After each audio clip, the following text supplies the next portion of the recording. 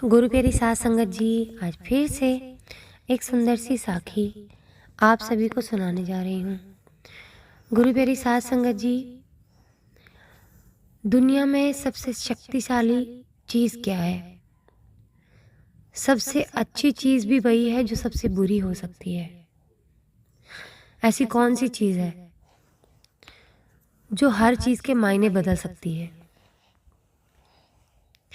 तो आइए गुरु प्यारी साध संगत जी, सुनते हैं आज की ये सुंदर सी साखी। ये कहानी है एक गुरुकुल की।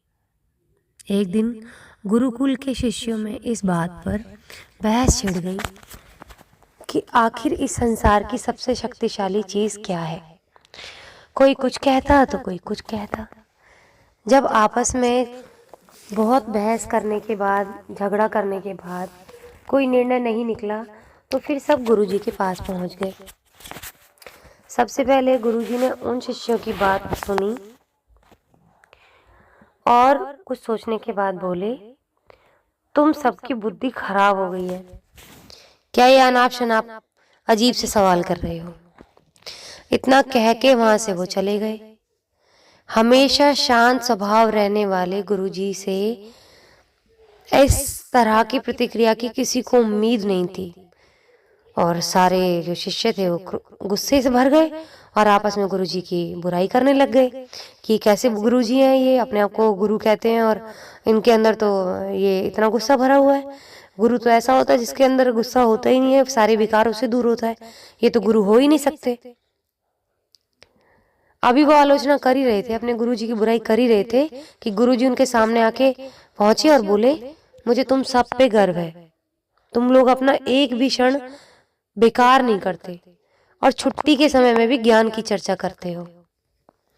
अब गुरुजी से ये प्रशंसा के शब्द सुनकर शिष्य बहुत गदगद हो गए। उनका स्वाभिमान जाग गया और सभी के चेहरे खिल उठे और कहते कि हमारे गुरुजी तो बहुत अच्छे हैं। गुरुजी ने फिर अपने शिष्यों को बताया, समझाते हुए बोला, मेरे प्यारे शिष्यों, आज जरूर आप लोगों को मेरा व्यवहार बहुत अजीब सा लगा होगा। दरअसल मैंने ऐसा जानबूझ के आपके सवाल का जवाब देने के लिए किया था।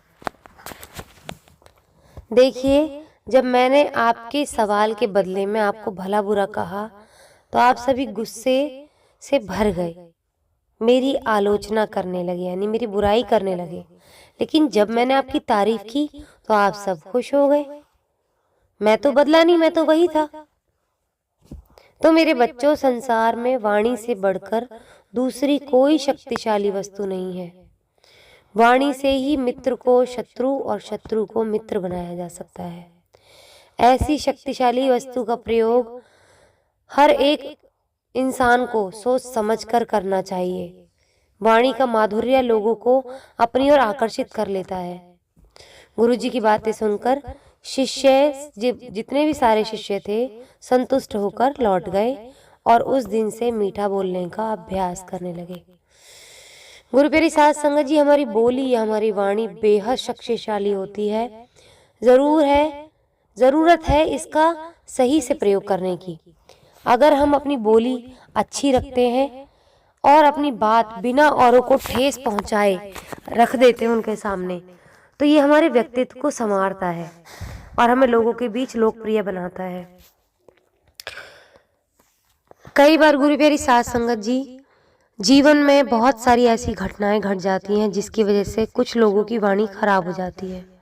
पर्सनल एक्सपीरियंसेस लाइफ में ऐसे हो जाते हैं कि इंसान की जुबान खराब हो जाती है, तो उस जुबान को सुधरते सुधरते भी वक्त लगता है।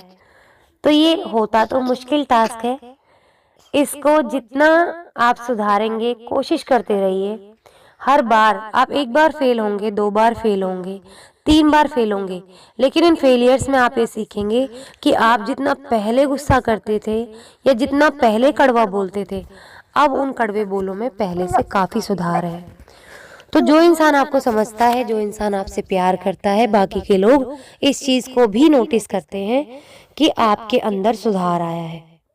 गुरु प्यारी साध संगत जी, एक वाणी ही है जो समाज में हमें इज्जत दिला सकती है। एक वाणी ही है जो हमें समाज में सबसे बुरा इंसान दिखा सकती है। इसी वाणी के कारण भगवान श्री कृष्ण ने शिशुपाल को 100 गालियां देने के बाद उसका वध कर दिया था। भगवान ने भी सिर्फ 100 गालियां ही बर्दाश्त की थी। तो गलत चीज कोई भी बर्दाश्त नहीं कर सकता, भगवान भी बर्दाश्त नहीं कर सकते, तो हम तो फिर भी इंसान हैं। तो गुरु प्यारी साध संगत जी, कभी भी किसी का बुरा मत सोचो, बुरा मत बोलो किसी को, ऐसा मत बोलो जो किसी का दिल दुख जाए, क्योंकि आत्मा सो परमात्मा। अगर हम किसी की आत्मा को दुख देते हैं तो परमात्मा भी दुखी होते हैं, और यही हमारे कर्मों में हिस्सा बन के जुड़ जाती है। ये बुरा हिस्सा हमें हमेशा बुराई की तरफ लेके जाता है, कभी भी अच्छाई की तरफ लेकर नहीं जाएगा। बुराई ऐसी ही होती है जो बहुत सबसे जल्दी खींचती है।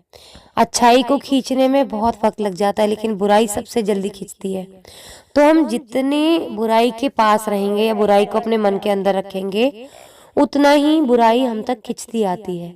तो अपने अंदर झांक के जितनी जल्दी हो सकता है बुराइयों का अंत करें, ताकि आप परमात्मा के जल्दी जल्दी करीब पहुंच सकें। अगर हम अपने मन के अंदर बुराई भर के रखेंगे तो हम अपने रब से दूर हो जाएंगे। आप करके देखिए, आप अपने मन को साफ करके देखिए और किसी को दुख ना पहुंचा के देखिए। देखिए आपका जीवन हमेशा सुख में बीतेगा, कभी भी आपका जीवन दुख में नहीं बीतेगा। अगर आप हर इंसान को अच्छा बोलेंगे, बुरा नहीं बोलेंगे किसी को।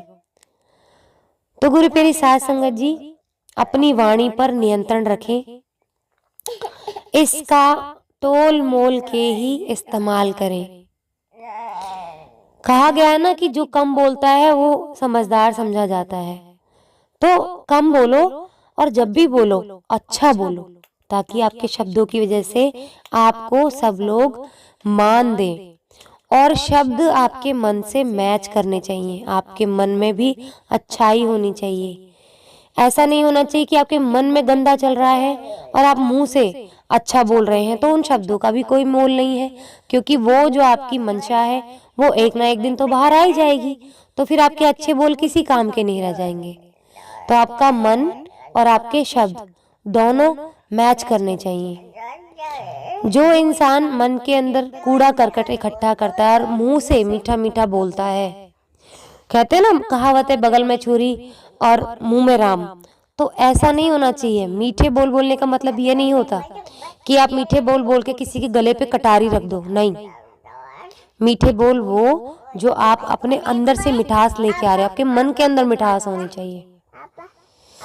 आज इसी के साथ इस सुंदर सी साखी को यहीं समाप्त करना चाहूंगी। मिलती हूँ आपसे अपनी अगली वीडियो में नई साखी के साथ। तब तक के लिए खुश रहें, सुमिरन करते रहें, सच्ची सेवा करते रहें।